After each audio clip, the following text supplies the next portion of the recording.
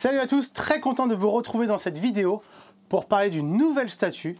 Franchement, une des plus belles que j'ai dans ma collection et une qui ravira beaucoup de monde. Il s'agit de la Spider-Man Symbiote, costume noir, vous l'appelez comme vous voulez, ou Black Suite en anglais, un des designs préférés des lecteurs de comics. Sa première apparition était en 1984 dans la série principale de Amazing Spider-Man, et un peu plus tard, quelques mois après, on l'a vu dans Secret Wars, et ses origines chronologiques sont dans le premier event Secret Wars. L'origine du symbiote et le fait que Peter Parker ait pu l'acquérir est quelque peu différent des films. En fait, lors du Battle World, où tous les super-héros et même les vilains ont dû s'affronter sur une planète, le costume de Thor et de Spider-Man était en lambeaux. Et lorsqu'ils étaient sur un vaisseau spatial pour rentrer sur Terre, Hulk propose à Thor et à Spider-Man d'aller chercher des costumes dans un placard. Sauf que Spider-Man s'est planté. Et du coup, il est arrivé devant une prison de verre avec justement une boule organique noire à l'intérieur.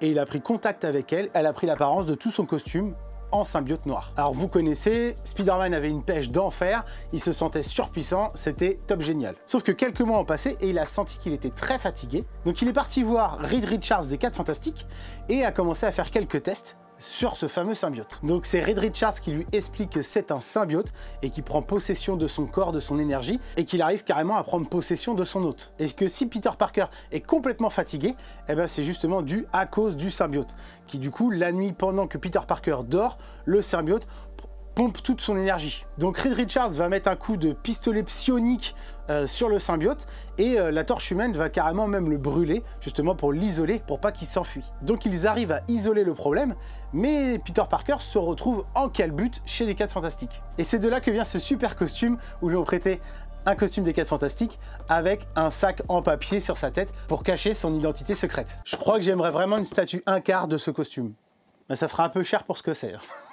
Quelques temps plus tard, le symbiote arrive à s'enfuir, il reprend possession de Peter Parker, et du coup, vous connaissez la scène de l'église avec les cloches.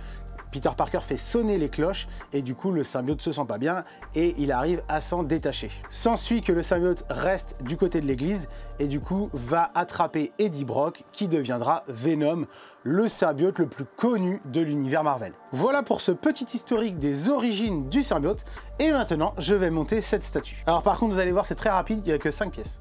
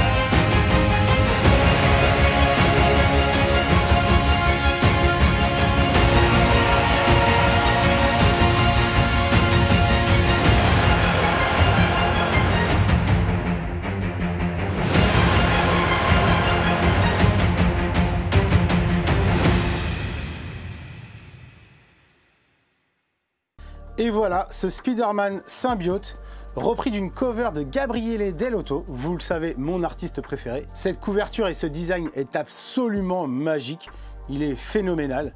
C'est peut-être même l'un des plus beaux designs représentatifs du personnage Spider-Man Symbiote. Alors il y a une petite histoire avec cette statue. À l'origine, le studio avait créé une version avec le costume en dessous de Spider-Man rouge et bleu, et une autre version qui est comme la couverture de Gabriele Dell'Otto avec la peau humaine et en dessous on voit Peter Parker. Alors quand je regardais le design avant la précommande, j'arrivais pas à comprendre comment on pouvait emboîter soit le costume rouge et bleu ou soit la version en chair de Peter Parker. Et je me demandais mais où est la jointure dans le costume? Eh ben en fait il y en a pas. Quand j'ai reçu la statue, je me suis dit ah tiens le carton est pas trop gros et il est pas trop lourd. Eh ben disons, s'il y a 2 bodies là-dedans, ça me paraît bizarre. Parce qu'il faut quand même le dire, elle était assez excessivement chère pour un costume Spider-Man simple, avec une base sympa, mais pas relativement énorme non plus. Ça restait un personnage un quart Spider-Man, j'en ai quelques-unes, et c'est vrai que celui-ci était relativement cher. Donc je me disais, ok, je comprends, c'est parce qu'il y a 2 bodies, un avec le costume rouge et bleu en dessous, et l'autre en Peter Parker. Eh ben en fait, pas du tout. J'ai reçu que le costume rouge et bleu. Alors pourquoi? C'est parce que lors de la précommande, moi j'ai envoyé la photo justement du costume rouge et bleu et j'ai dit je voudrais précommander celui-là. Donc du coup j'ai précommandé celui-ci. Mais en aucun cas il était question d'avoir l'autre version Peter Parker. Pour ça il fallait recommander une statue. En fait c'était pas un switch qu'on pouvait mettre sur notre statue, il fallait bien commander 2 statues. Donc la version Spider-Man rouge et bleu est limitée à 25 exemplaires et la version Peter Parker est limitée également à 25 exemplaires. Alors sur le coup je vous avoue que j'étais un peu dégoûté. À la base moi je voulais la version Peter Parker pour mon set de Spider-Man. Et sur le projet 3D, la version Peter Parker était absolument magnifique. Mais en fait, j'ai reçu celle-là. Alors, elle est magnifique parce que justement, il y a de la contraste entre le costume symbiote et le fait que ce soit le costume de Spider-Man en dessous. Ça apporte vraiment une couleur en plus à la statue qui est moins monotone, on va dire. En fait, ça en fait un one-shot parfait. Parce qu'on a d'un côté du symbiote et on a d'un côté du Spider-Man classique. Et en plus de ça, le costume en dessous rouge et bleu est texturé. Et franchement, ça donne un effet magnifique. Mais je voulais quand même la version Peter Parker à l'origine pour mon set. Parce qu'un Spider-Man rouge et bleu, j'en ai déjà un. Donc je voulais pas avoir une touche de costume rouge et bleu. Et je voulais vraiment le Peter Parker en dessous uniquement avec son symbiote. Je voulais vraiment un Spider-Man symbiote. Tout simple. Mais au final, quand les statues sont arrivées chez les collectionneurs, j'ai vu des photos de la version Peter Parker. Et en fait... non, c'était pas si joli que ça, quoi. C'était... je dirais pas que c'est loupé, mais... ouais, si, presque, ouais. C'était beaucoup moins stylé que la version rouge et bleu que j'ai aujourd'hui. Donc, au final, pas de regret. Après, si j'avais su dès le début qu'en fait, on n'avait qu'un body et on n'avait pas les deux pour le prix que c'était... j'aurais peut-être pas pris celle-là. En fait, le prix va aussi avec l'artiste qui l'a fait. C'est un des meilleurs artistes du custom, c'est Caleb Nevzen. Et d'ailleurs, je crois que je vous en avais déjà parlé, c'était sur le diorama Spider-Man Octopus, qui est juste là. Il faisait un set complet de plusieurs Spider-Man affrontant ces différents vilains. Bah voilà, c'est ce même artiste, et du coup, c'est un artiste qui est assez renommé maintenant dans le custom. Du coup, c'est un petit peu plus cher au niveau artistique. Mais par contre, le résultat est absolument bluffant. Il n'y a pas photo. Quand on pense que le personnage est en une seule pièce, avec tous les symbiotes là qui sont tirés sur les ficelles et tout, il n'y a aucune casse, c'est nickel. Et du coup, on n'a aucune jonction sur la statue. Ça fait son effet et ça fait une très très belle statue. Qui du coup est 100% réussie. Quant à la posture, le dynamisme, la force, la traction qui tire sur le symbiote, c'est réussi. Hein. En même temps, quand c'est repris sur du Gabriele Dell'Otto, c'est toujours réussi. J'adore la texture du costume. Je sais qu'il existe beaucoup de statues symbiote Spider-Man où justement le costume est texturé, où on a du grain, où on a une espèce de liquide symbiote en fait. Ce qui est une version artistique des statues revisitée de celui des comics. Mais moi, j'aime pas. Je préfère quand le costume est bien lisse et quand vous mettez une lumière dessus, on a des ombres en fait sur le noir et franchement, c'est magnifique quoi. Donc voilà, je voulais un symbiote avec un costume lisse. Et alors cette pose, c'est juste une folie quoi. La base n'est pas en reste, on reconnaît l'église justement, le moment de la cathédrale où les cloches sonnent et Spider-Man Peter Parker veut se débarrasser de son symbiote. Ce qui est étrange, c'est que justement les symbiotes sur la base sont en brillant, il y a eu un vernis d'appliqué dessus, alors que le costume est entièrement mat. Donc ce qui fait un peu une contraste, mais ce qui n'est pas dérangeant, quand on pense que justement le symbiote bouge et vit, on comprend tout de suite que sur la base, tout le symbiote qui est existant est en train de s'animer et de bouger. Alors que sur le costume de Spider-Man, il est incorporé déjà à Peter Parker. Même si c'est un peu con ce que je dis, parce que là justement il est en train de l'animer en lui tirant dessus. Mais bon, c'est sympa quand même, et puis ça permet de faire une contraste sur la base et donner un peu de brillant et voilà, un peu de beauté aussi à cette base. Elle est très bien réalisée. Bon après c'est un effet pierre, hein, des plus basiques. Il n'y a pas non plus, on en a déjà vu plusieurs comme ça, mais elle est sympa. Les gravats derrière et tout, c'est très stylé. Puis ça prend pas encore beaucoup de place, c'est pas un truc énorme avec le gros clocher derrière qui est posé comme ça et du coup le Spider-Man devient un peu petit. Non, c'est une base qui reste basse, on va dire, et il n'y a que le Spider-Man qui ressort par-dessus, donc ce qui fait qu'il est vraiment mis en valeur. Les ombrages sur le blanc sont magnifiques aussi. On a un beau shading, on a des beaux ombrages, c'est très propre. Et voilà, on a des petits morceaux là qui sortent ici et là de symbiote qui sont en train de se bouger. Et le fait qu'il n'y ait pas de jonction et que ce soit qu'une seule pièce, bah c'est bien mieux, hein. Il n'y a pas photo. Je pense que beaucoup de monde sera d'accord pour dire que c'est le plus beau Spider-Man que j'ai, parce que forcément, le costume symbiote et même Venom, les symbiotes en règle générale, ça plaît beaucoup aux gens. Moi, il faut savoir que je suis pas très fan de Venom à l'origine, j'en lis très peu, c'est pas un personnage qui m'attire.